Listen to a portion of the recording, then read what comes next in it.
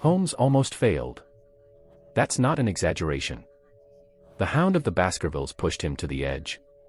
A cursed family. A dead heir. A giant.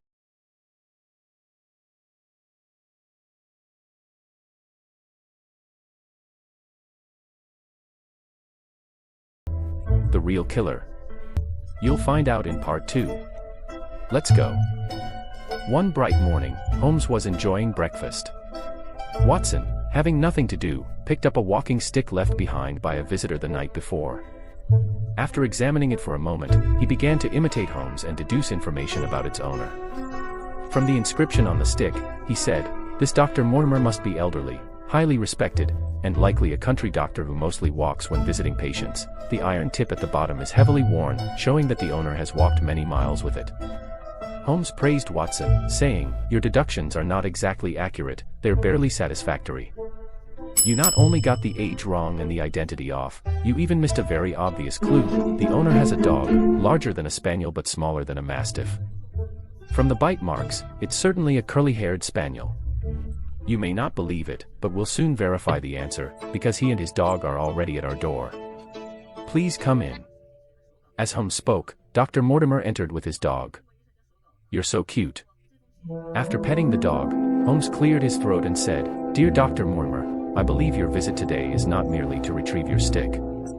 I notice an 18th century manuscript in your pocket. Tell me, what has happened?" Mortimer then produced the manuscript, dated 1742, which was a family letter from his friend Sir Charles Baskerville's ancestors. Sadly, Sir Charles had died suddenly 3 months earlier, and Mortimer suspected his death was connected to this letter. Mortimer said the situation was urgent and he must read the story to Holmes. The manuscript told a legend of the Baskerville family. During the Great Rebellion, Sir Charles's ancestor, Hugo Baskerville, was a notorious local brute. He was vulgar, savage, and arrogant.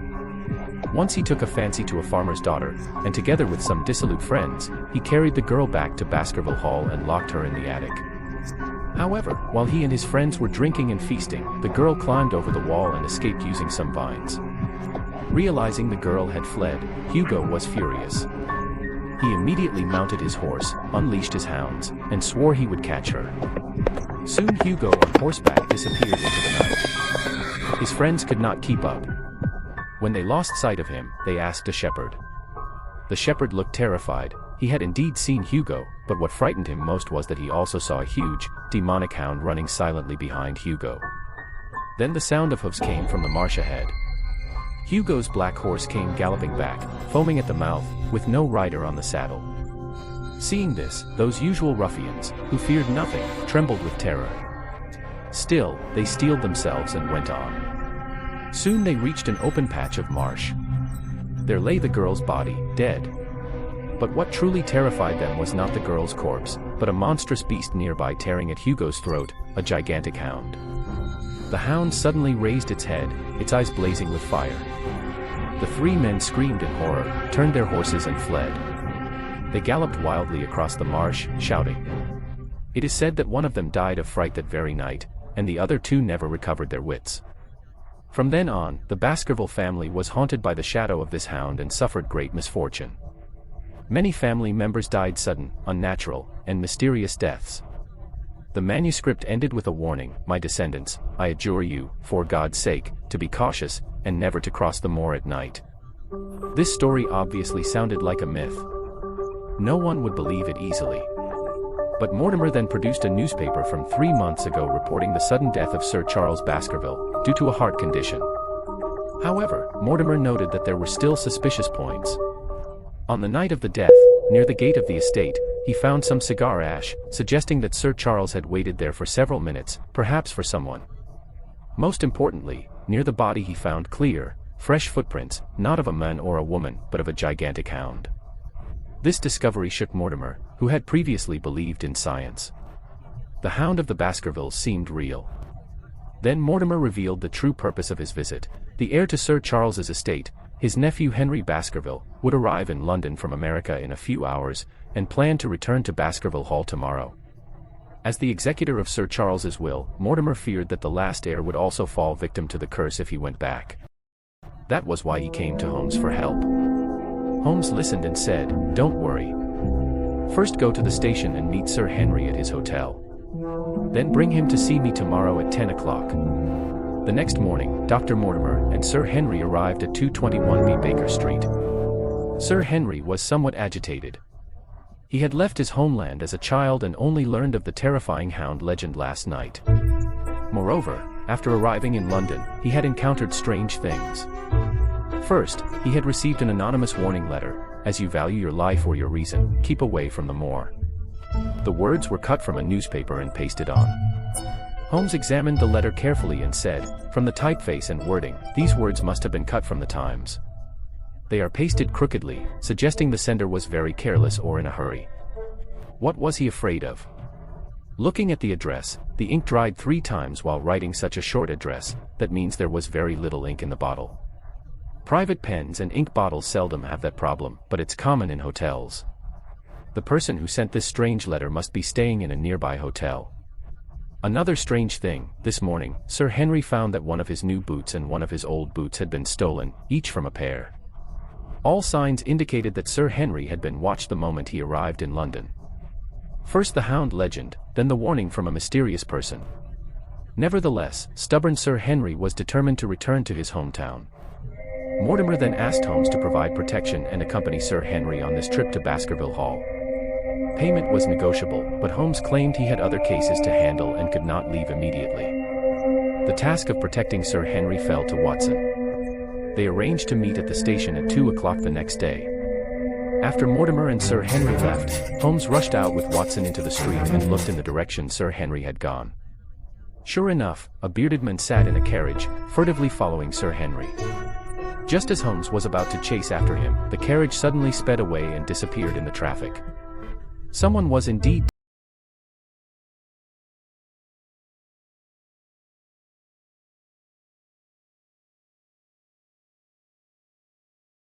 them before.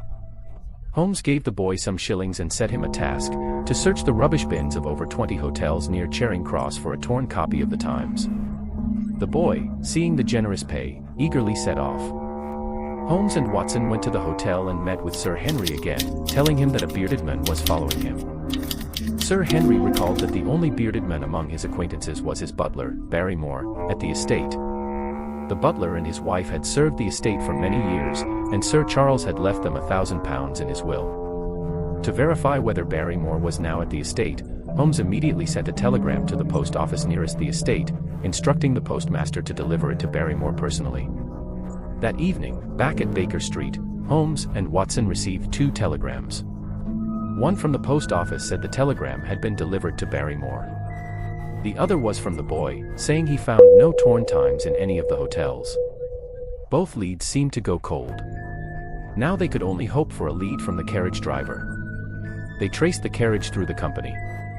The driver said he could not clearly remember what the passenger looked like, but the passenger had told him his name as he got off, said he was a detective named Sherlock Holmes. Holmes was startled for a moment, then burst into laughter. Well. This time we've met our match. That cunning fox is in the shadows and knows us inside out. The next day, just before leaving, Holmes urged Watson to be extremely careful on this trip and to write to him promptly with any information from Baskerville Hall. Baskerville Hall was in a remote location, surrounded by forests and moorland. After getting off the train, Watson, Dr. Mortimer, and Sir Henry took a carriage. Along the way, they occasionally saw soldiers standing by the roadside. The driver said a murderer had recently escaped from prison. As dusk fell, a cold wind blew across the empty moor. The increasingly eerie atmosphere silenced the 3 in the carriage, who stared ahead at the road. They were slowly driving into the heart of the terrifying legend. Soon, Watson and Sir Henry arrived safely at the hall. The butler Barrymore and his wife came out to greet them. Watson settled into Baskerville Hall, always following Holmes's instructions: protect Sir Henry and keep him away from the moor. However, Watson sometimes needed to go to the post office to send letters to Holmes back on Baker Street. Whenever he did, he would tell Sir Henry to stay home and not go out. One day, on his way back from the post office, a man with a butterfly net called out to Watson. During their conversation, Watson learned that the man was Stapleton, a biologist very passionate about studying insects and plants.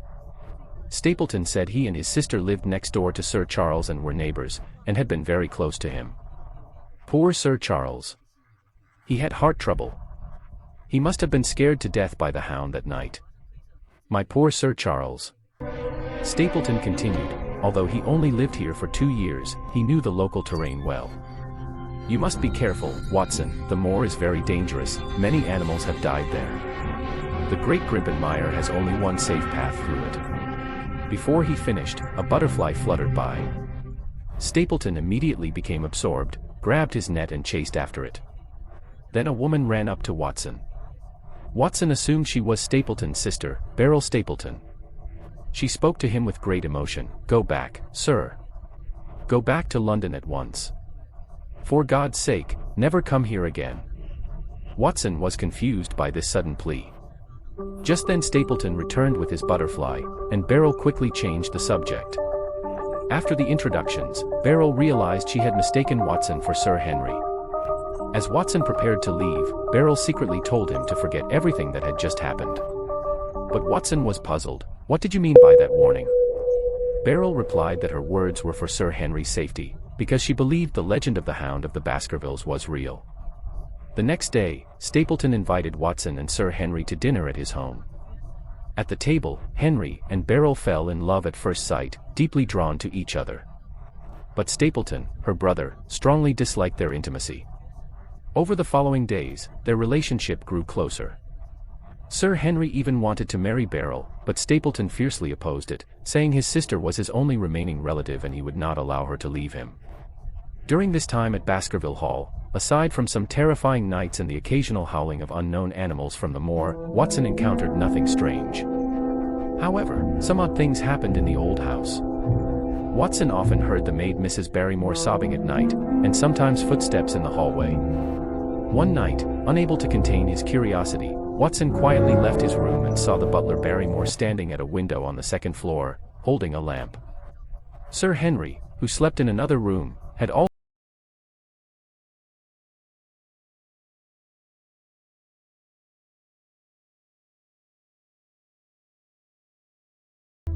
They found that across the moor, on a small hill opposite the window, a light was also flickering. Under pressure, Barrymore and his wife confessed the truth. The escaped murderer was Mrs. Barrymore's younger brother. Out of pity for her starving brother, she had been using the light as a signal to bring him food. Watson and Sir Henry felt they could not let a vicious murderer run free, endangering the neighbors. It was their duty to catch him. After the Barrymores left, Watson and Henry armed themselves with pistols and ran towards the distant hill in the dark.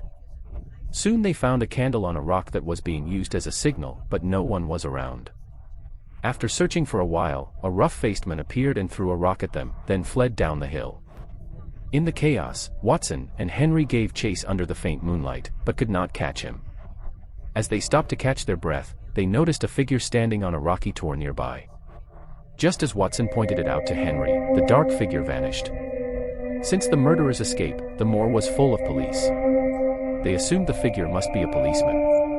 The next day, the Barrymores voluntarily spoke with Sir Henry, saying that Mrs. Barrymore's brother was about to leave for another county and promised not to cause any more trouble. They begged for another chance and asked Henry not to tell the police. In the end, kind-hearted Henry relented and decided not to pursue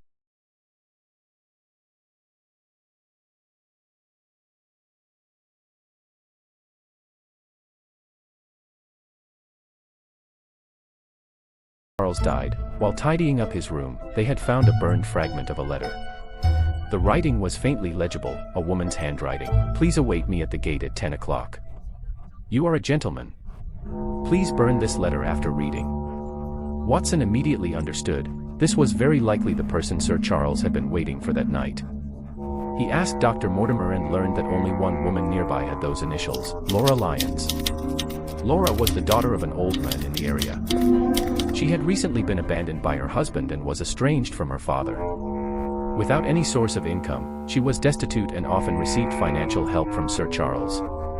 Watson visited Laura, but she refused to discuss the letter or the appointment. Just as Watson was at a loss, Laura's father came home. This old man did nothing in his old age but sue people everywhere. He claimed to seek justice, but actually he liked exploiting legal loopholes and bullying those he disliked. When he saw Watson, he was very excited. He said he was about to take on a big case, helping the police catch the escaped convict. Watson was surprised. "Do you know where the convict is?" The old man said that through his telescope, he had noticed a child delivering food every day along the same route to a stone hut on a hill in the moor. The convict must be hiding there. As he spoke, he suddenly spotted a dark dot moving on a distant hill. He immediately pulled Watson to the roof, and through the telescope, they saw the figure of a child flash by. Watson found this strange.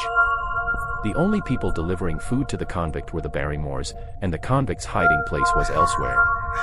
So who was this child delivering food to? Was there another person hiding on this terrifying moor? What kind of conspiracy was he brewing in such harsh conditions? Watson had a vague feeling that the stone hut in the moor was the center of the entire mystery.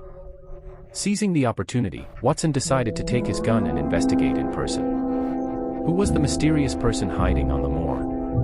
Would Watson find the key to solving the case in that stone cave? To find out what happens next, please look forward to the next episode.